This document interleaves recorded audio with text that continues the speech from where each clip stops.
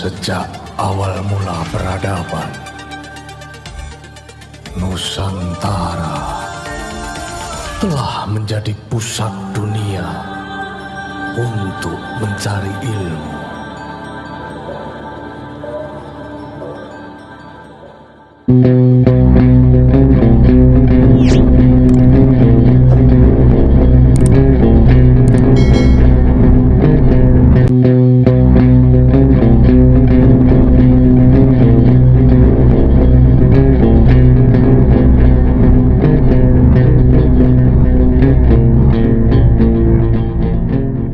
Sejarah awal masuk dan pendudukan Jepang di Indonesia meski sebentar tapi sangat menyakitkan. Masuk ke Jepang ke Indonesia dimulai setelah serangan mereka ke Pearl Harbor, pangkalan Angkatan Laut Amerika Serikat di Samudra Pasifik, pada 8 Desember 1941. Serangan ini mengakibatkan kerusakan besar pada basis militer Amerika termasuk di Filipina. Setelah itu Jepang melanjutkan ekspansinya ke selatan, termasuk ke Indonesia untuk memperoleh sumber daya seperti minyak bumi, timah, dan aluminium yang dibutuhkan dalam Jepang. Pada tanggal 11 Januari 1942, pasukan Jepang mendarat di Tarakan, Kalimantan Timur dan segera menguasainya. Mereka kemudian melanjutkan penaklukan ke kota-kota lain di sekitarnya, seperti Balikpapan pada 24 Januari 1942, Pontianak pada 29 Januari 1942, Samarinda pada 3 Februari tahun yang sama, dan Banjarmasin pada 10 Februari di tahun yang sama.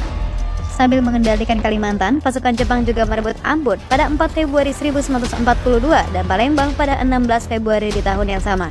Setelah menguasai daerah-daerah di luar Jawa, Jepang akhirnya mencapai Pulau Jawa.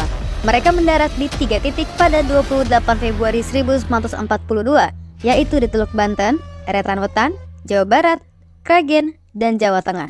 Serangan Jepang yang cepat dan kuat membuat Belanda yang saat itu masih menguasai Indonesia tidak mampu bertahan. Pada tanggal 8 Maret 1942, Gubernur Jenderal AWL Tjarda van Starkenborgh Stavover dan sejumlah pejabat militer Belanda bertemu dengan Letnan Jenderal Hitoshi Imamura di Kalijati, Subang, Jawa Barat, dan menyerah tanpa syarat kepada Jepang. Dengan demikian, penjajahan Jepang di Indonesia secara resmi dimulai. Tentu saja kehadiran Jepang di Indonesia memiliki dampak yang signifikan. Dalam konteks penerimaan oleh rakyat Indonesia, banyak yang menyambutnya dengan sukacita. Mereka melihat Jepang sebagai saudara tua karena kedua bangsa ini berasal dari Asia.